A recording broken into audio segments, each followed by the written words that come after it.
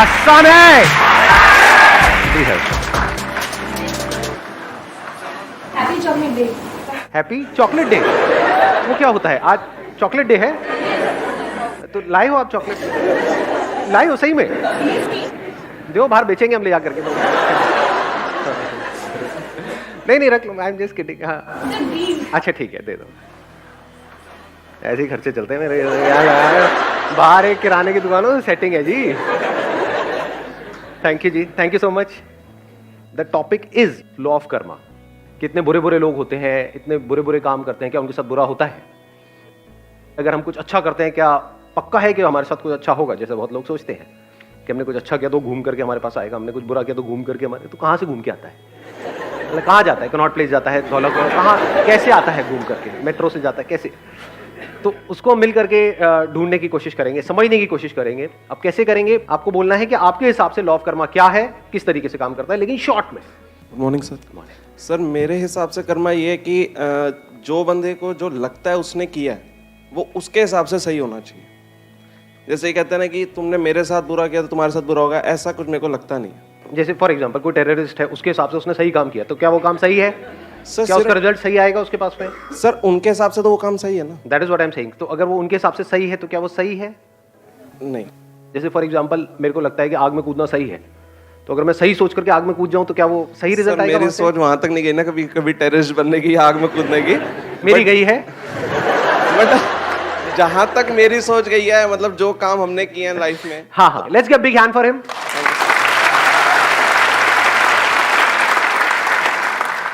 Good morning sir. Morning. मेरा एक personal experience है कि somebody has done wrong with me और लिटिल बिट मोर, बट वो खुश है, मैं ही थोड़ा बहुत डिस्टर्ब रहती हूँ। तो ये बड़ा मतलब अजीब लगता है कि अब I can blame to someone, क्योंकि वो तो अपने माइंड से ठीक ही चल रहा होगा या चल रही होगी, बट मैं अपने माइंड में कंफ्यूज रहती हूँ कि भाई ये ठीक है कि नहीं है, मतलब वो रहते ही है माइंड में। मतलब कई बार क्या होता है कि कोई आदमी झूठ बोल करके, फॉर एग्जांपल किसी ने हमको बेवकूफ बना दिया। मैं एक एग्जांपल पकड़ रहा हूँ, आपकी बात नहीं कर रहा, जस्ट इन जनरल, कि किसी ने झूठ बोला, चीज़ों को मैनिपुलेट किया, है ना, और आपके साथ में कुछ गलत कर दिया।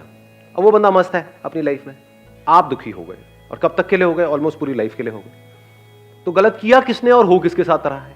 जो इनोसेंट है, जिसने कोई गलती नहीं करी, वो भुगत रहा है पूरी जिंदगी के लिए। जिसने गलत किया वो मस्त है, वो सोच तक नहीं रहा है उसके बाद, वो तो भूल गया है, यानी वो उसको भूल गया है गलत करके, लेकिन जिसके साथ गलत हुआ वो नहीं भुला पा रहा है। तो भुगत कौन रहा है? जो भूल गया है या जिसको याद है?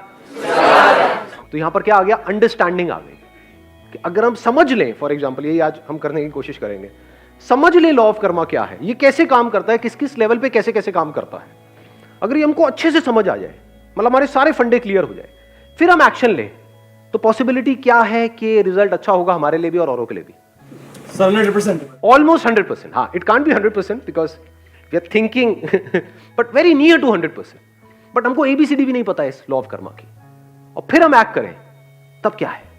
फॉर एग्जाम्पल आप दिल्ली में ड्राइव कर रहे हो, तो पहले यहाँ के ट्रैफिक रूल्स को आपने अच्छे से समझ लिया कि लेफ्ट साइड में ड्राइव करना है, फिर आप ड्राइव कर रहे हो, तभी एक्सीडेंट तो हो सकता है, पर चांसेस बहुत कम है, या ये कह लो इस वजह से एक्सीडेंट नहीं होगा कि सामने से कोई आगे टक्कर मार दे। यहां पे तो सब कुछ हो सकता है। लेकिन if you drive according to the situation and the circumstances, उसको समझ करके आप ड्राइव करो, तो पॉसिबिलिटी सही एक्शन की बहुत बढ़ गई। We never try to understand what this law of karma is all about, क्योंकि इससे इंपॉर्टेंट और क्या है लाइफ में? बताओ, थोड़ा सा दिमाग लगाओ, ये समझना जरूरी है या नहीं है? सो मेरे हिसाब से जो आपका कर्मा या डेस्टिनी जो है वो कुछ नहीं होता।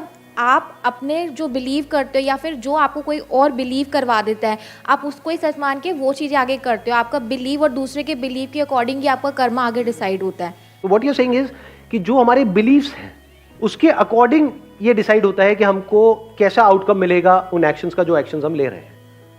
फॉर एग्जाम्पल आपको किसी ने बिलीव करा दिया कि आपके सर पे भूत चढ़ गया है, एक्चुअल में नहीं है, मान लिया, लेकिन क्या इस मानने की वजह से आउटकम आएगा या नहीं आएगा? नहीं आएगा सर। नहीं आएगा। सर गोल गोल घूमेगा नहीं घूमेगा? बाल बाल ऐसे घूमेंगे नहीं घूमेंगे? हाँ, आवाज बदल जाएगी नहीं बदल जाएगी? आप बीमार नहीं हो, लेकिन आपके अंदर एक वहम आ गया कि मैं बीमार हूं। इस वहम का क्या इलाज है? क्या इसकी वजह से गड़बड़ होगी या नहीं होगी? होने लग जाएगी। स्ट्रेस आएगा या नहीं आएगा? गड़बड़ मतलब क्या? आपके ऊपर स्ट्रेस आएगा या नहीं आएगा? टेंशन होगी या नहीं होगी? होगी। उसकी वजह से बॉडी में गड़बड़ होगी, बीमारी नहीं भी होगी तो कोई और बीमारी पैदा हो जाएगी, because of not being at ease. What is disease? कभी सोचा है? डिजीज जिसको बीमारी बोलते हैं, डिस ईज। सो ऐसा कुछ भी करोगे जिसकी वजह से you are not at ease, that is disease. कुछ भी मान लिया, आपके ऊपर टोना टोटका हो गया, मान लिया। और कितना आसान है मनवाना।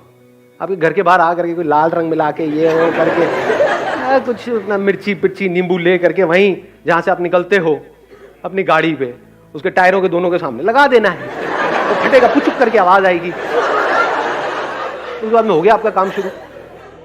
और फिर जहां भी आप जा रहे हो, जैसे ऑफिस में गए, वहां पे आपके बेंच के वहां पे साइड में कोई लाल रंग से, यानी आपको लगेगा खून से लिखा हुआ है, तू नहीं बचेगा बे।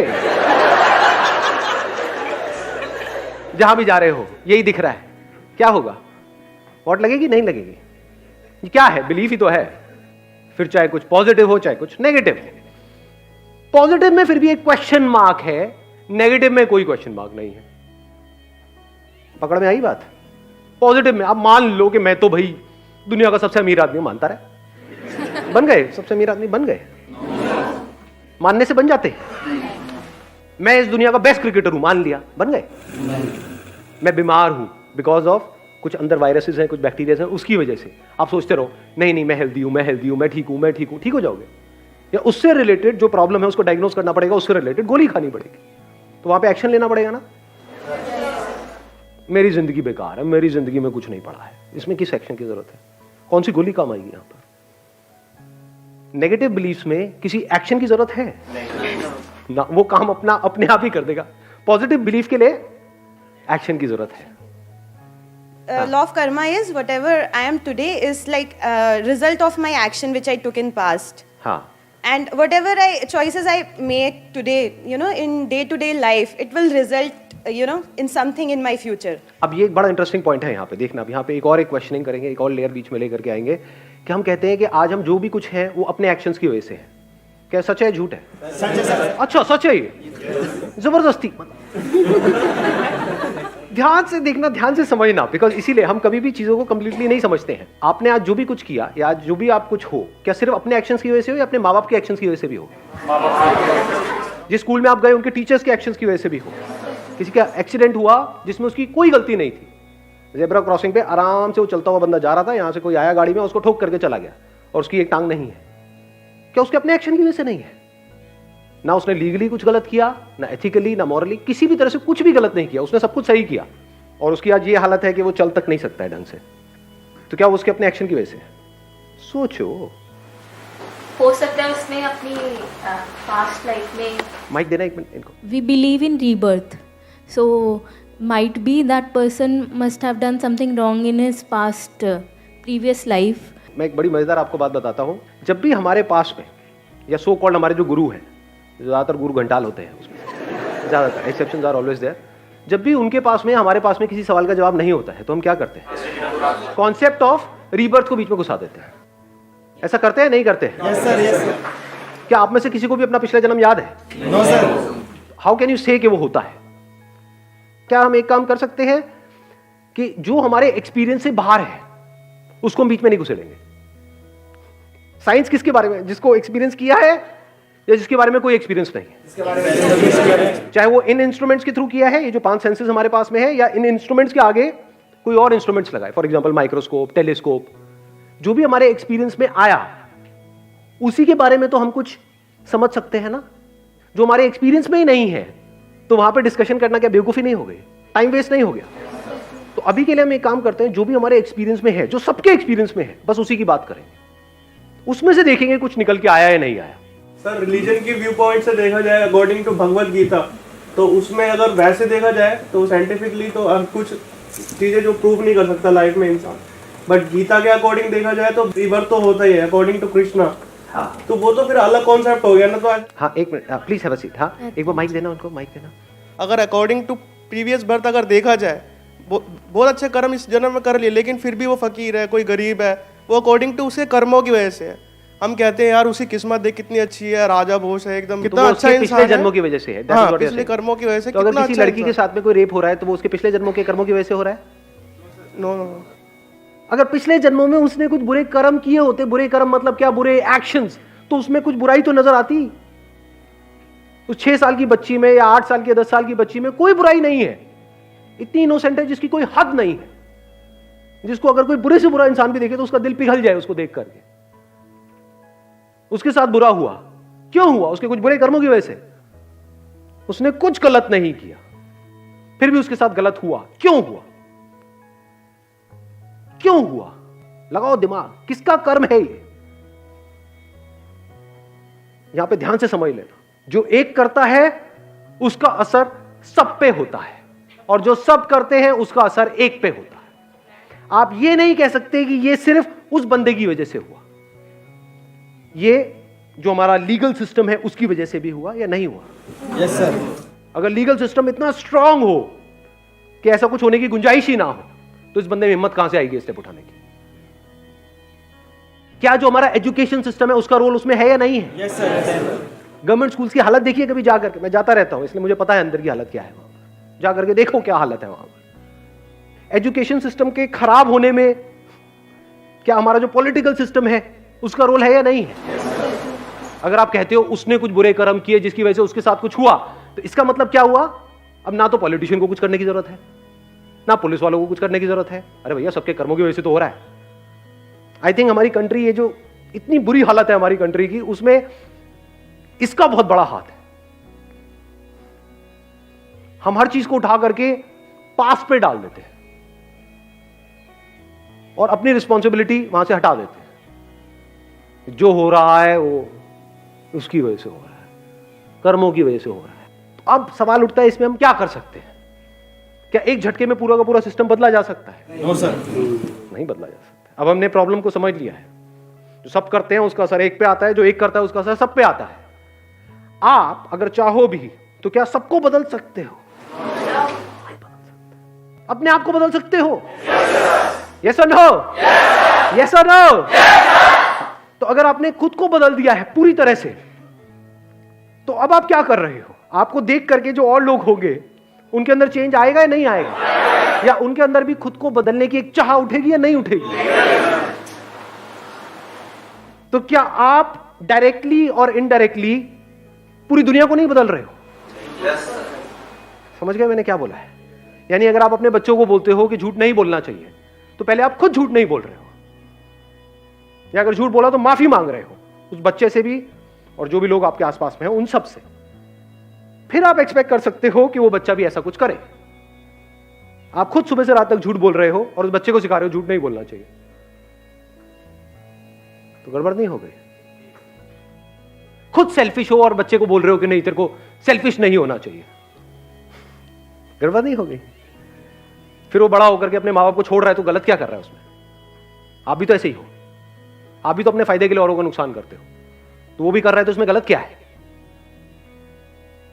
कड़वी लगेंगी ये बातें सुनने में, सच नहीं है। तो वैसे तो करेगा जैसा उसने देखा है बचपन से लेकर के आज तक। हमारी कोई इंडिपेंडेंट एग्जिस्टेंस नहीं है, इस इल्यूजन से बाहर आ जाओ सबसे पहले। तो इंडिपेंडेंट लॉ ऑफ कर्मा कौन सा वहीं पे ढह जाएगा? It is interdependent. जो भी कुछ हम कर रहे हैं सुबह से रात तक, उसके पीछे पूरी की पूरी दुनिया है, डायरेक्टली और इनडायरेक्टली। चाहे फिर आपने कपड़े पहने हुए हैं, चाहे चश्मा है, चाहे बाल कटा रहे हो, कुछ भी है, जिस तरह से सोच रहे हो, जो काम कर रहे हो, उस काम को करने के लिए जो नॉलेज चाहिए वो नॉलेज अंदर फीडेड है, सब कुछ इंटरकनेक्टेड है। तो अब क्या करें यहां पर? इस प्रॉब्लम का सोल्यूशन क्या है? देखो, एक तरफ से मैं पावरलेस हूं, जैसे ही मैं सच को देख लेता हूं हम पावरलेस हो जाते हैं, इसलिए सच को ज्यादातर लोग देखते ही नहीं है, यहां तक जाते ही नहीं है, क्योंकि एकदम से पावरलेस फील करते हैं। अब हम क्या करें?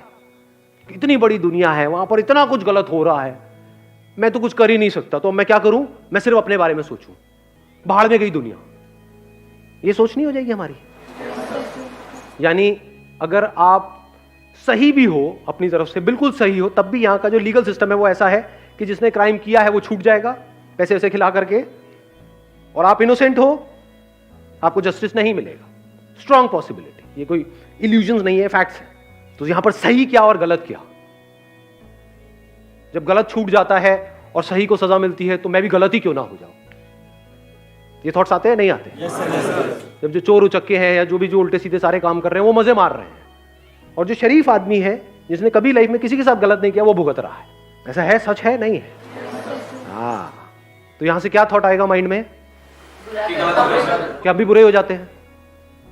उससे क्या होगा? लगाओ थोड़ा सा दिमाग। जितने हम बुरे हो रहे हैं, ये दुनिया और बुरी हो रही है। इस बुरी दुनिया का असर सिर्फ हम पे नहीं आ रहा है, हमारी फैमिली पे भी आ रहा है, हमारे बच्चों पे भी आ रहा है, सब पे आ रहा है। इस बुरी दुनिया की वजह से, या जो सब कुछ बुरा हो रहा है उसकी वजह से एक बुरा हो रहा है, वो एक जो सबसे अलग नहीं है, तो सब और बुरे होते चले जा रहे हैं। तो इस एक की लाइफ और खराब होती चली जा रही है। इसके दूसरे एस्पेक्ट को देखो।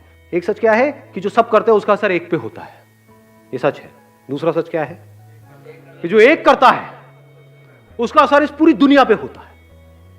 तो अगर इस सच को आप देख लो कि जो भी मैं करने वाला हूं उसका असर सब पे होने वाला है। यानी अगर आप एक टीचर हो, किसी स्कूल में पढ़ा रहे हो, तो उसका असर उन कुछ बच्चों पे नहीं हो रहा है, पूरी दुनिया को आप बदल रहे हो। पूरी दुनिया बदलने वाली है आपकी वजह से। तो अब आपको रिजल्ट साफ नजर आ रहा है, और वो रिजल्ट छोटे मोटे पैसे से बहुत बड़ा है। क्या बड़ा है कि इस महीने के एंड में मेरे को 10,000 रुपए मिले, 20,000 रुपए मिले, वो बड़ा है? मैं नहीं कह रहा उसको छोड़ दो। स्कूल वाले जो आप काम कर रहे हो उसका आपको पैसा दे रहे हैं, आपको नहीं मैं नहीं लूंगा 20,000, मैं बहुत बड़ा काम कर रहा हूं। क्या कर रहा हूं? मैं पूरी दुनिया को बदल रहा हूं। पैसा अपनी जगह पर है, वो किस लिए चाहिए? अपने खर्चे वर्चे निकालने के लिए। लेकिन साथ में कोई जीने की कोई वजह भी तो चाहिए ना। ये तो कीड़े मकोड़ों की तरह जी रहे हैं। कड़वा तो नहीं लग रहा है? अगर सिर्फ अपने लिए जिए, अपने लिए मरे, तो क्या जिए? उसमें एनर्जी कहां से आएगी? जिसको आप मोटिवेशन कहते हो, एक्चुअल में मोटिवेशन सब टेम्पररी होता है। इंस्पिरेशन कहां से आएगी जीने की? जो अंदर से एनर्जी निकल रही है वो कहां से आएगी? जब आपको दिखे कि आपको कोई भी एक्शन छोटा नहीं है, छोटा बड़ा कुछ नहीं है इस दुनिया में। ये मत समझो कि मैं कोई बड़ा काम कर रहा हूं आप छोटा कर रहे हो ना। फॉर एग्जाम्पल, मैं अगर अपना एग्जाम्पल आपको दूं, स्कूल में जब मैं था, मतलब मे बी 6th और 7th स्टैंडर्ड, मैंने बताया भी था अपने एक सेशन में, मेरे को याद नहीं एग्जैक्टली मैं कौन सी क्लास में था, शायद 5th 6th में था। तब एक मॉरल साइंस की मेरी टीचर होती थी। मैं बिल्कुल थका हुआ स्टूडेंट था स्कूल में, ना पढ़ाई में अच्छा, ना इसमें अच्छा, ना कोई फ्रेंड सर्कल, कुछ भी नहीं, मीडियोकर सा स्टूडेंट था। उस मैम ने बस एक बात बोल दी कि संदीप एक दिन तुम बहुत आगे जाओगे। वो बात घर कर गई। तो आज ये सब जो भी कुछ हो रहा है उसमें उनका हाथ है या नहीं है? तो क्या वो उन्होंने क्या किया जिंदगी में? सिर्फ 10-15 हज़ार रुपए की नौकरी करी, या उन्होंने इस बंदे को खड़ा कर दिया?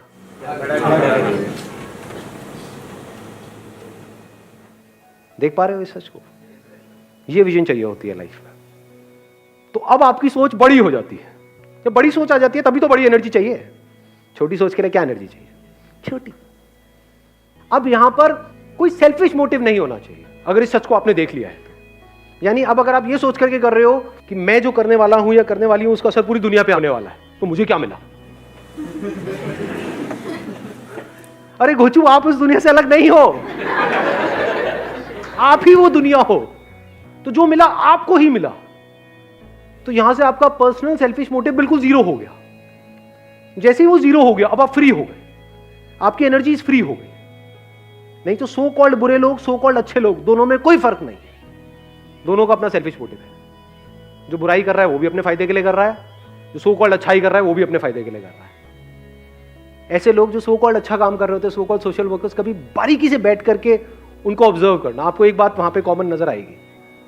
उनके अंदर एक कड़वाहट होगी कि मैंने दुनिया के लिए इतना किया, ये दुनिया देखो मेरे साथ में क्या कर रही है। ऐसा आपने नोट किया अपने फैमिली मेंबर्स में? देखो ऐसे लोगों को, ऐसे लोगों को जानते हो?